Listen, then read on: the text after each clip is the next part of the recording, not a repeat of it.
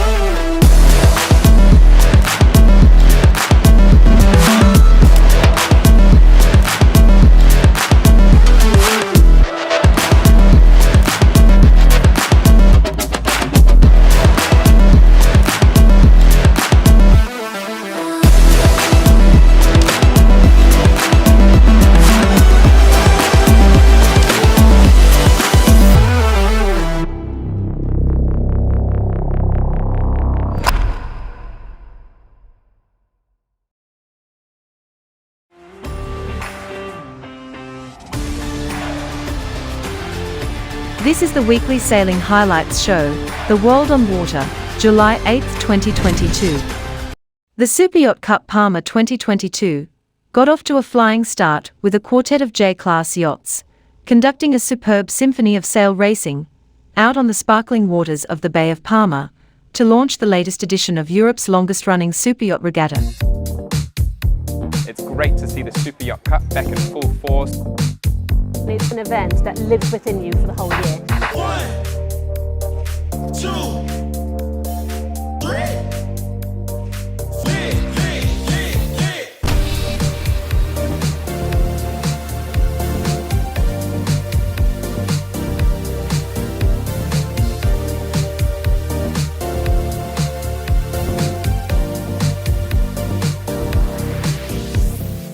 So Palma gives us a reliable breeze, and I love Palma, you know, the old town charm is nice.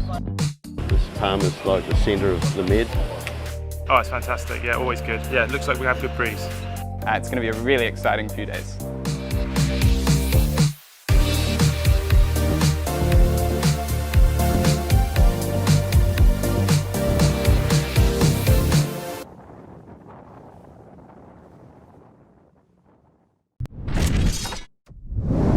Day 2's finish of the first race of the 2022 ORC World Championship has not only put results on the scoreboards of the three classes racing at this event, but also given the participants a full experience of all race conditions offered here in northern Sardinia. Well, it was a crazy race. It literally had everything. You know, I think 24-hour races are almost as hard as any race should do because it's a day race. It just turns into a day race. It was fun. It was really fun. It's hard, of course, but it was fun. Great fun. Absolutely, there were 5 or 6 of 1198, so it was almost a one design race, and it was very even for all the similar boats. Yeah, it was a long upwind, but really beautiful condition here in Portocervo, so quite happy about the boat, and we see for tomorrow.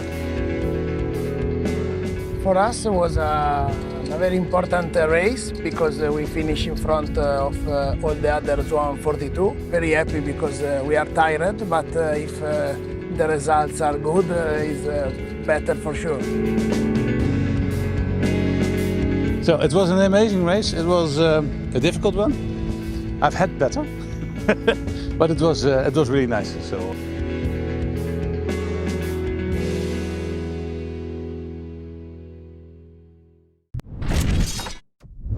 British Olympic sailing coach, John Emmett, was at Kiel week and he spoke to ILCA 6 gold medal winner Mara Stransky of Australia and ILCA 7 sailor Kaarle Tapper of Finland.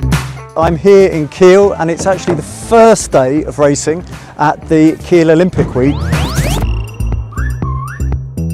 Because the original first day we were onshore and we never actually took to the water. But today the sun is shining, the wind has blown and we've completed 3 races and the weather forecast looks like we're going to complete a full series later on.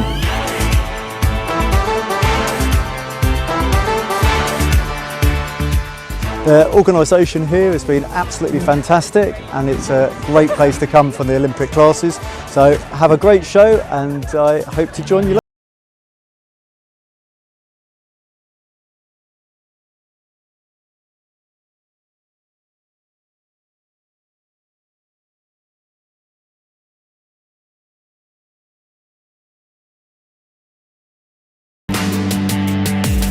So I'm here at the end of the ILCA 6 medal race at Kiel Week. Congratulations, not only the medal race winner, but the winner of the regatta. Mara, just tell us about your day and your week. It's been a pretty exciting week. We've had some, I guess, unusual conditions for Kiel. It's been sunny in Kiel, I can't remember that. Warm, and yeah, really can't complain at all about the weather other than missing the first day. But yeah, today, obviously, there was still a number of people who could win, so there was quite a bit on the line, and my aim was not to come last, so it's a bit of an added bonus to win the medal race. But really, I'm just super stoked. My whole team was in the medal race. You had nearly 50% of the medal race, is that right? Yeah, all 4 of the Australian sailing squad were in the medal race, so that was really exciting, and I'm super proud to have been a part of that.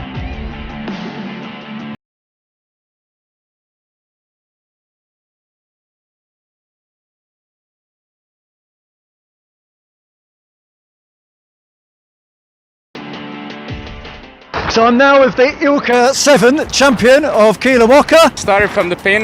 I was just going fast to the left corner, waiting for the header, then attack, and then I had a good fleet control, and then I was leading the race. Now we're heading to Marseille, to the Olympic waters, to do some training, and then my main goal for this season is the Europeans in Jerez. Cool, we'll probably see you there.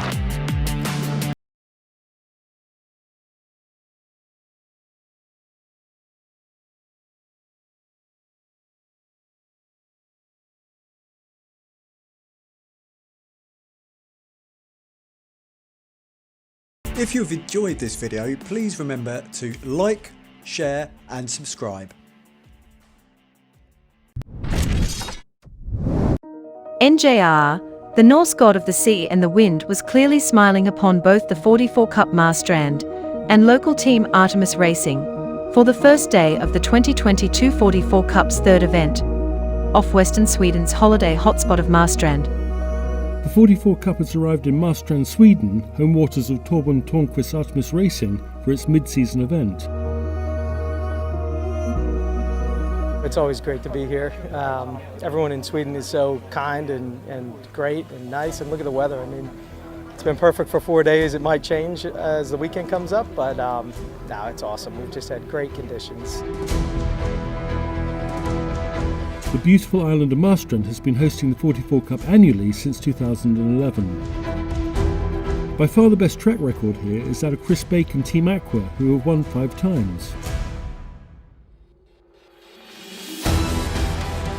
This is a venue that we really enjoy. It's a beautiful location. We've got a really nice forecast ahead, and I think the thing about Marstrand that's so exciting is every day is quite different, every race can be quite different, so you've got to have an adaptable plan, you've got to be able to adjust under the different conditions and so forth.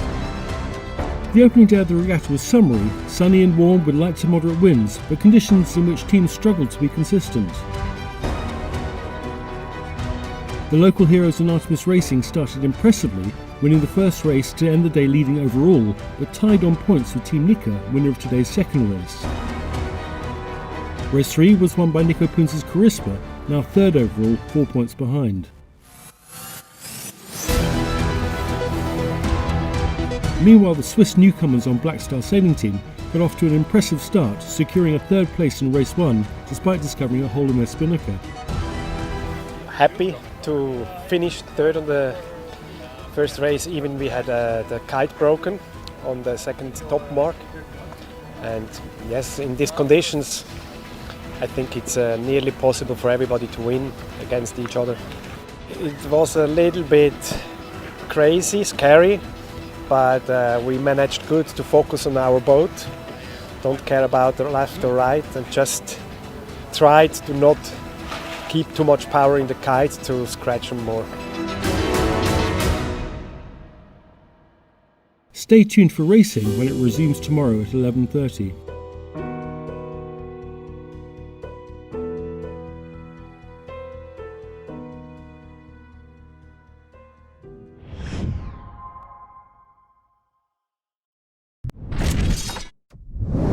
New Zealand race day at the Superyacht Cup Palma. Some big changes in fortune, along with a change in wind direction, saw results in the Superyacht Cup Palma fleet set the scene for a winner-takes-all finale after a day of frenetic activity out on the Bay of Palma. We're here at the Superyacht Cup 2022 and today is New Zealand Day. We've been going a very long time, the longest running superyacht regatta in Europe. It's a big mix of nationalities but one very big family. It's great. Kate does a wonderful job with this regatta and I support her whenever I can. And luckily our owners love Palma and she gave us the privilege of having our own class here, so it's a real win-win. Amazing, absolutely, yeah, fantastic. You've got such a big playground, you know, the whole Bay of Palma, and when you've got this lovely flat water and sea breeze comes in, I think we all just love sailing here. Yeah, today is New Zealand race day and the forecast actually looks quite nice. So there will be way more breeze than the last 2 days. It's fantastic to be back in Mallorca. We absolutely love this event. It's such a good opportunity for us and for our New Zealand companies to connect with people from the industry.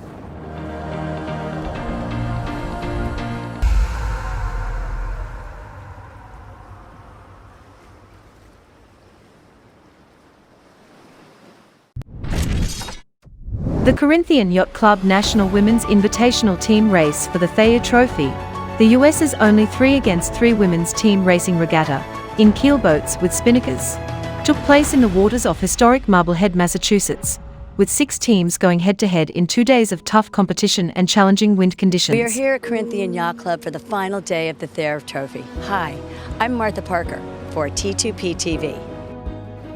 It's not all about the racing. Corinthian Yacht Club is an incredible host and put on quite the party last night with a delicious dinner, great cocktails, and a band that kept us dancing and singing all night long.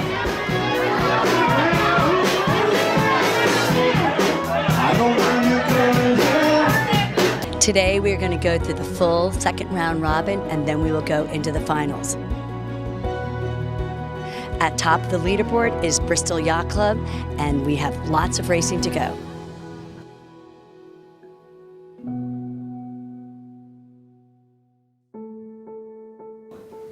The second round robin is completed, and now we start the semifinals knockouts. The pairings are Bristol versus New York Yacht Club, and CBYRA versus Eastern Yacht Club. The first team to win 2 races advances to the finals.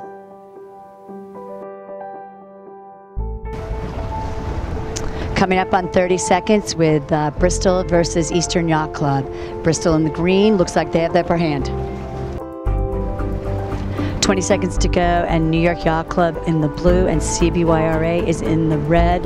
New York Yacht Club has a solid line.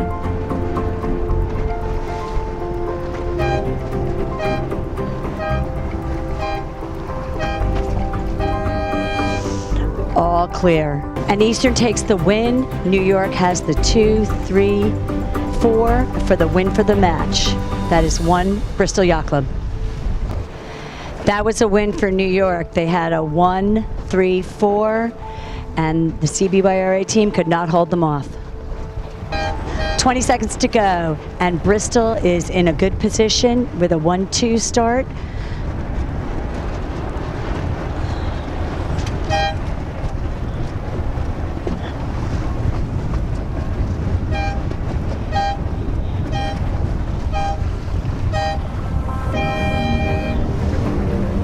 Nice move, all clear. Eastern Yacht Club got in there at the last moment. New York Yacht Club, Amy Thayer, number 4, does get the win for the first, and second place, Ashley Love. And third place is Janelle Zarkowski, and 6 is Hannah Sweat. This was not good enough for a win for CBYRA to go on. This is the first race of the final of the Thayer Cup. New York Yacht Club is in the blue sails and Bristol Yacht Club is in the green sails. 30 seconds to go. 15 seconds to go. Bristol is nice at the pin, and yet her person got peeled off by New York Yacht Club. Anything can happen.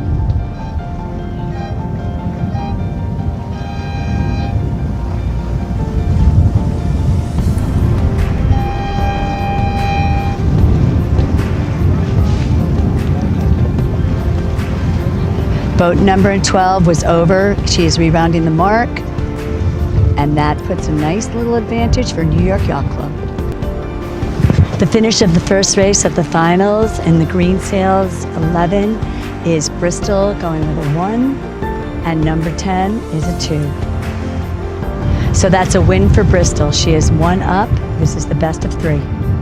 Janelle Zarkowski in boat number 3 for CBYRA gets the first, and Sarah Morgan Waters in boat number 2 gets the second. That is a win for CBYRA. They just need 1 more to get 3rd place.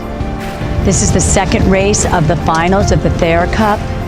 New York Yacht Club is in the blue sails and Bristol is in the green sails. That's 20 seconds. Bristol has 1 win, and they made an amendment, so it is only the first to win 2 races. Bristol could clean this up, finish this up now. This is the second race of the petite finals between CBYRA in the red sails and Eastern Yacht Club in the yellow sails. CBYRA already has a win, so if they finish this in first place, they will win 3rd place for the entire regatta. Bristol Yacht Club is fighting it out in this final leg of the Thayer Cup. If they win this race right now, they are in first place. And that was a win for Bristol. Number 10 snuck in 4th place, and number 5 was 6th.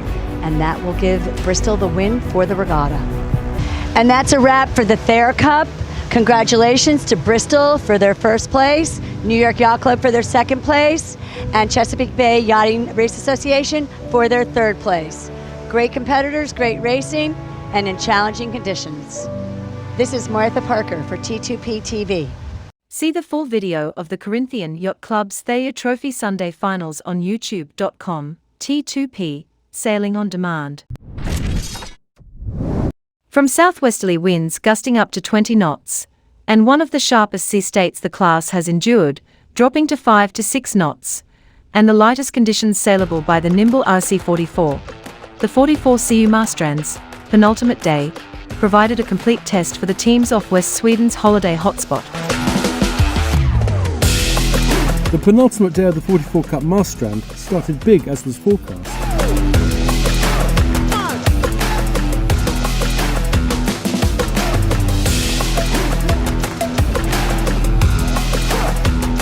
With winds gusting to 20 knots and large, steep, vicious waves that had built up overnight, it was Hugh Peak's Aleph Racing that made the best of it to win today's first race ahead of Searef and Charisma.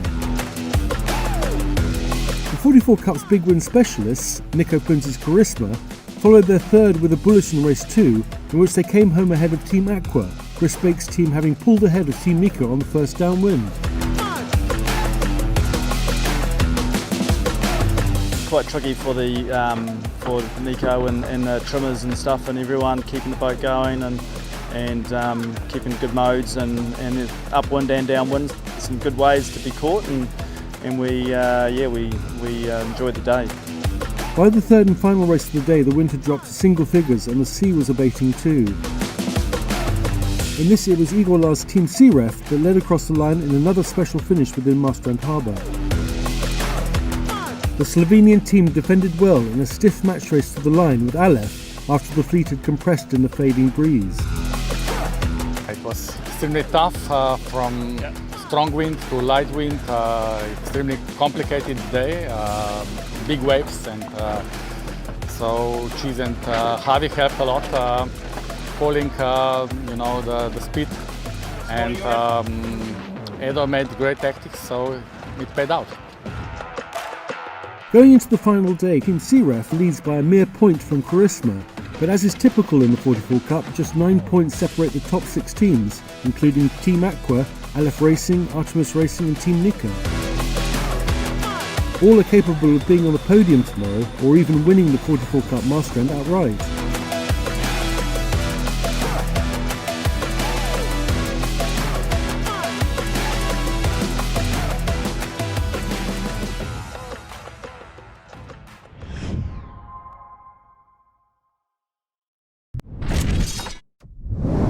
The World on Water's Christophe Favreau's talked to Sailing Week's founder and president, Luca Rizzotti, at this year's Sailing Week about his new project, the Sailing Youth Series, in conjunction with the Royal New Zealand Yacht Squadron. So Luca, you've just announced the Foiling Youth World Series.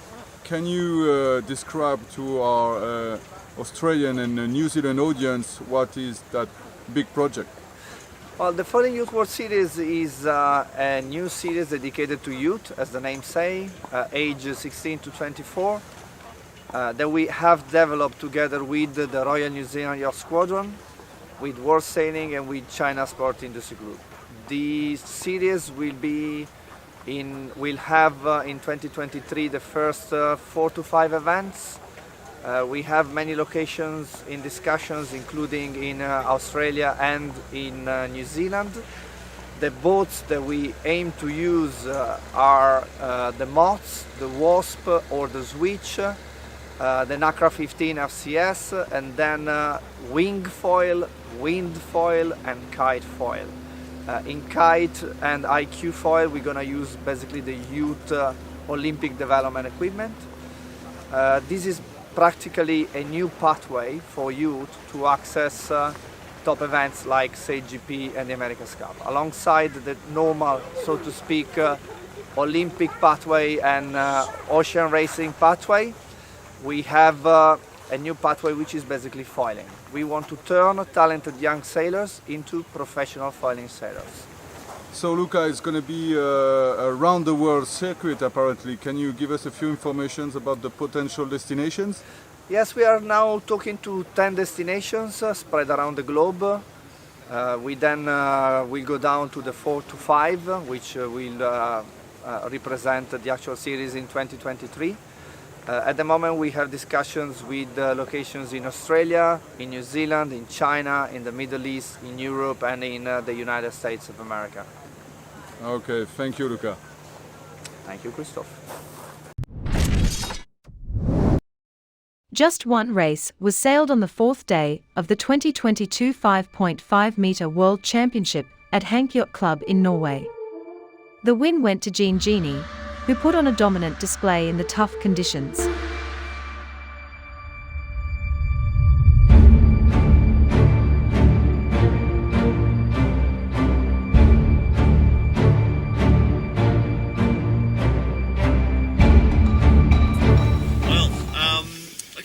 Today played out pretty much as per the forecast. It's been sort of building breeze in the forecast for days now, and it played out exactly that way. We had a nice start in the end, just down from the group, and with a massive gap to leeward. So we're happy with that, and we just chipped away. We ended up all the way pretty much in the left, and we think New Moon had gone the right way, made a gain on us. They looked to have overlaid, but our focus was just, let's just, win our side. So from where we were at the leeward mark, it was really just a matter of getting the boat around the track safely. Certainly we've got nice speed. We've got nice speed. We've got good enough speed that if we put the boat in a good place, we generally just chip away and generally kind of win the one-on-one speed battles around the track in that stuff for sure. And it was very easy to release downwind and get off down the waves. We touched 15 knots a couple of times today. At the top of a 10-foot wave, staring down it, wondering what's going to happen.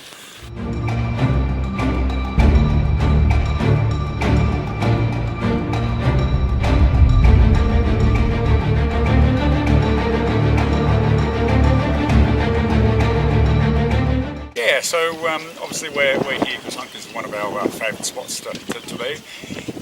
We bought the boat a few years ago to campaign, and obviously this is the first venue for us. So thoroughly enjoying it, learning a lot, and I think my arms are about 2 inches longer today. For me, well, I've been coming since I was 10, so to give away my age, it's 35 years I've been coming here. I'm a member here, and same with my father. And it's really about community and friendship and the social side to sailing. So for us, it's as a family probably the most enjoyable place to actually sail. For me, we kind of bought the boat together. Colin's doing some regattas. I'll go and get my team and do hopefully Sardinia next year is what we've been told, and then potentially New York afterwards. But if we could do 2 regattas a year, that would be a for us coming from Australia, it's a big thing to fly. You end up taking a lot of time to race. So yeah, definitely there's campaigns and years ahead of sailing.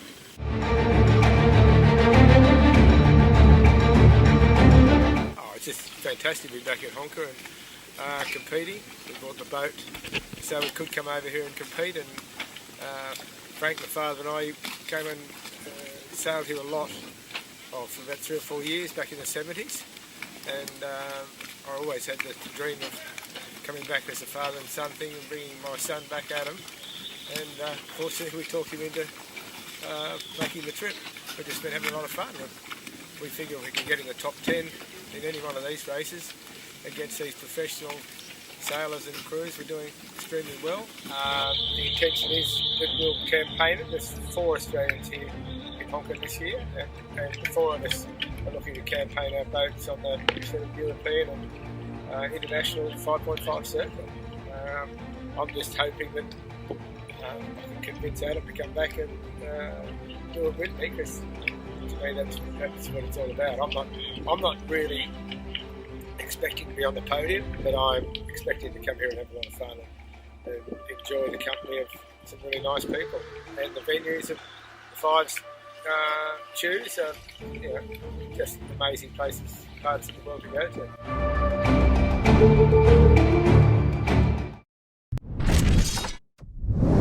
In a testing final day amid challenging conditions, the ultimate outcome of the 2022 Superyacht Cup Palma could not possibly have been closer.